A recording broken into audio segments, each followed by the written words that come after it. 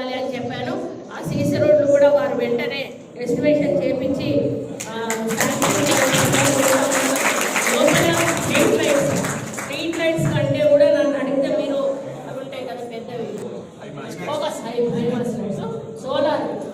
Solar పెట్టిస్తే it is very good. ఎందుకంటే మనకి తక్కువ ఉంటుంది. అదేవిధంగా కిచెన్ షెడ్ కూడా ఒకటి అడిగారు. కొంచెం బందోబస్తుగా కిచెన్ షెడ్ కూడా మీరు ఫ్యూచర్ని దృష్టిలో పెట్టుకొని కొంత మళ్ళీ ఫర్దర్గా ఏమైనా స్ట్రెంత్ పెరిగినప్పుడు యూస్ చేసుకునే విధంగా డిజైన్ చేసి కట్టించాలని చెప్పి కూడా చెప్పారు.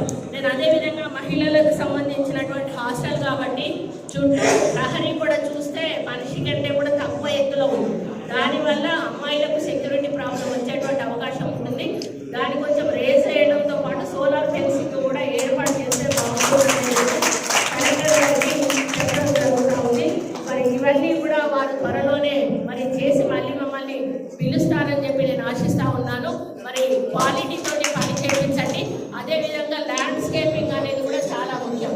మొన్న మేము కేంద్ర మంత్రి గారి దగ్గరికి వెళ్ళినప్పుడు ఆయన ఒకటే మాట చెప్పారు. మనం తీసుకోవాల్సిన నినాదం ఏంటి అంటే ఒక అమ్మ కోసం ఒక చెట్టు, తల్లి కోసం ఒక చెట్టు అని మన అమ్మ పేరు మీద ఒక్కొక్కరం ఒక్కొక్క చెట్టు నాటడమే ఈ సంవత్సరం మన లక్ష్యం. ఎంతమంది ఉన్నామో అన్ని చెట్లు కూడా నాటాల్సిన అవసరం ఉన్నది. ఆ చెట్లను కాపాడుకోవాల్సిన బాధ్యత కూడా మీ మీద ఉన్నది. ఇప్పుడు ఈరోజు మొత్తం చూస్తే మీకు అంతా కూడా ఓపెన్గా ఉంది. ఓపెన్గా ఉండడం వలన మీకు అంటే ప్యూర్ ఎయిర్ వచ్చే అవకాశం లేదు. కాబట్టి మీరు మంచి గాలి పీల్వాలంటే మీకు చుట్టూ కూడా పచ్చదనం అనేది చాలా అవసరం. కాబట్టి ఇక్కడ ఉన్నటువంటి ఫారెస్ట్ వాళ్ళను, హార్టికల్చర్ వాళ్ళను ఎవరినైనా కూడా సరే కోఆర్డినేట్ చేసి ఏవేవి అవసరం ఉన్నాయో అవి కూడా వాళ్ళు కొంచెం థీమ్ డెవలప్ చేసే విధంగా, ఏదో అడ్డదిడ్డంగా పెట్టకుండా థీమ్ డెవలప్ చేసే విధంగా పిల్లలకి ఇక్కడ ఇదే పార్కు, ఇదే స్కూలు, ఇదే హాస్టల్ అనే పద్ధతిలో మీరు దాన్ని తయారు చేసి అది ఏర్పాటు చేసి ఈ వర్షాకాలంలో కంప్లీట్గా దీని రూపురేఖలు మార్చే విధంగా డెవలప్ చేయాలని చెప్పి కూడా కలెక్టర్ గారిని ఆదేశిస్తా ఉన్నాను. మీరు అమ్మాయిలు కూడా మీరు ఒక్కొక్క చెట్టు పెట్టాలి. మీ చెట్టును మీరు కాపాడుకోవాలి.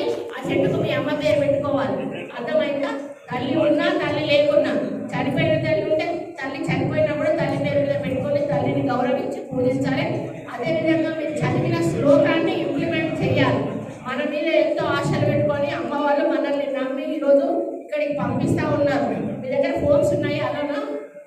ఫోన్స్ అలా ఉందమ్మా లేదా? ఇంటర్